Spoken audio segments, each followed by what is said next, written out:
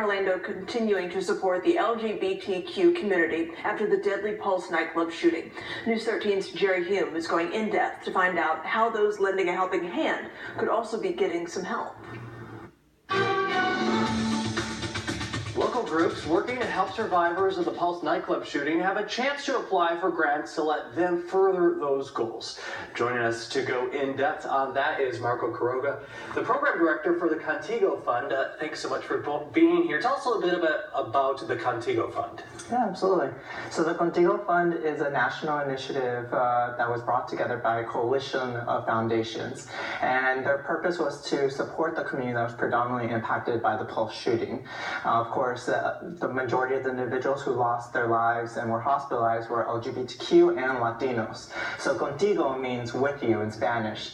And so this is our initiative to ensure that we're with individuals on their journey to healing and empowerment from the LGBTQ community, from the Latino community, and particularly for those individuals who live at the intersection of those two marginalized identities. And now organizations can apply for money. You have about $1 million, right? A little over $1 million that individual organizations, both existing nonprofits and emerging grassroots groups, will be able to apply for.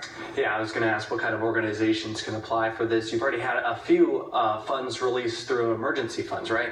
Yeah, there's a lot of organizations that were strained beyond their capacity because of the Pulse nightclub shooting. They are first line responders to the tragedy, and we wanted to support their efforts. So Two Spirit Health Services was one of our initial grantees, and we were providing mental health counseling to individual victims and survivors and their families, and QLANX, which is the grassroots LGBTQ and Latino group that seeks to build leaders in the community who are directly impacted and who are from the community who reflect those individuals as well. You had a lot of supporters to help raise this money, right? There are 8 foundations across the nation that came together to pull together resources so that we can contribute back to the local community. And it was an outpouring of a lot of compassionate support from around the country. So that's where this money is coming from, different groups and organizations and foundations? Predominantly foundations, the largest in the world, from the Ford Foundation, which is the largest around social justice issues, to the Arcus Foundation, which is the largest on LGBTQ issues, the Open Societies Foundation. Our Fund Foundation was a local LGBTQ community foundation here in Florida, and we're actually housed there.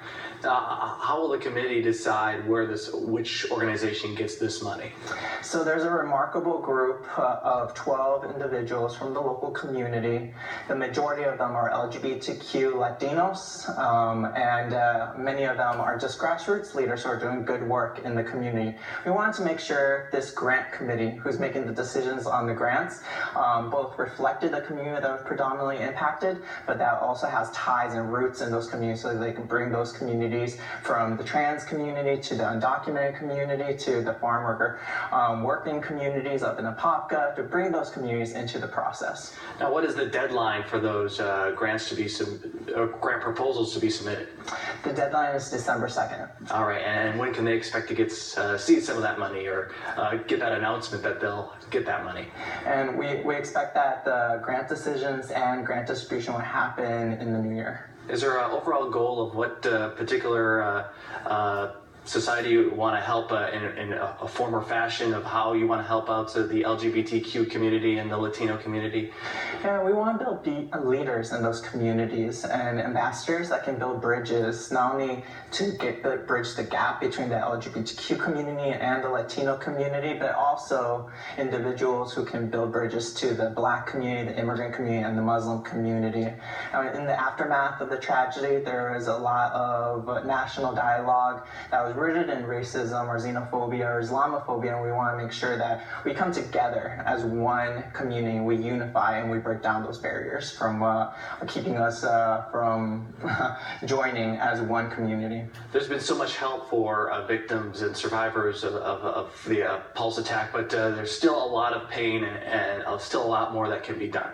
There's a lot of compassionate support for the victims' families and survivors, which is really critical.